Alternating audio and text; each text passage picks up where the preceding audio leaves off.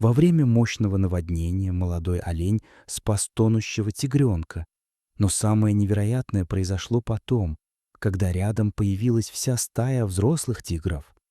Небо над лесом потемнело за считанные минуты, и вскоре начался такой сильный ливень, будто сама природа решила уничтожить все вокруг. Потоки воды стремительно неслись по земле, превращая лесные дороги в бурные реки. В этом хаосе маленький тигр оказался в смертельной ловушке. Он играл возле воды вместе со своей матерью и другими детенышами, когда внезапное течение подхватило его и унесло вниз. Мать-тигрица металась вдоль берега, громко звала малыша, но не могла приблизиться. Вода с силой бросала тигренка на камни и коряги, пока его не зажало между ветками упавшего дерева. Он был ранен, замерз и едва держался за жизнь. Стая тигров беспомощно наблюдала за происходящим. В это время неподалеку молодой олень почувствовал тревогу и подошел ближе к реке. Он услышал жалобный крик детеныша и увидел невероятную картину. Маленький тигр боролся за жизнь, а взрослые хищники стояли на берегу, не в силах помочь. Инстинкт подсказывал оленю немедленно уйти. Тигры всегда были для него врагами.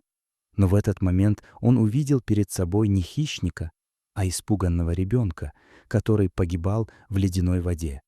И тогда олень сделал то, чего не ожидал никто. Несмотря на сильнейшее течение, он вошел в бурную реку. Вода била его в грудь, ноги скользили по камням, но он продолжал идти вперед. Добравшись до детеныша, олень наклонился, и маленький тигр из последних сил вцепился в его шею. Теперь нужно было выбраться обратно. Поток становился все сильнее, силы покидали оленя, а вода пыталась утащить их вниз по реке. Но он собрал последние силы и сделал мощный рывок к берегу. Через мгновение олень вместе с тигренком рухнул на мокрую землю прямо перед взрослыми тиграми. Измученный и обессиленный, он понимал, что убежать уже не сможет. Он был уверен, что сейчас погибнет. Но именно в этот момент к реке подъехали сотрудники заповедника. Уже несколько часов они патрулировали затопленные территории и спасали раненых животных. Использовав дым и громкие сигналы, они отвлекли хищников, осторожно забрали оленя и тигренка и отвезли их в ветеринарный центр. Оба животных были в тяжелом состоянии. Переохлаждение, раны и сильное истощение могли убить их в любую минуту. Ветеринары немедленно начали лечение. Молодой тигр восстанавливался быстрее, а вот олень долго не мог подняться на ноги. Когда тигренок впервые пришел в себя, он начал звать мать. Услышав это, олень неожиданно подошел ближе и тихо фыркнул. Малыш сразу успокоился и прижался к нему. Врачи были поражены увиденным и решили оставить их рядом. С каждым днем между ними возникала все более удивительная связь. Маленький тигр следовал за оленем повсюду, спал рядом с ним и чувствовал себя спокойно только возле него. А олень начал заботиться о детеныше так, словно это был его собственный ребенок. Он защищал малыша от других животных, подталкивал к еде и всегда оставался рядом. Работники центра не могли поверить своим глазам. Природа сделала их врагами, но трагедия превратила их в настоящую семью. Прошло 3 месяца. Оба животных полностью восстановились и были готовы вернуться в дикую природу. Их отвезли обратно в лес, к той самой реке, где когда-то все произошло. Сначала открыли вольер с оленем.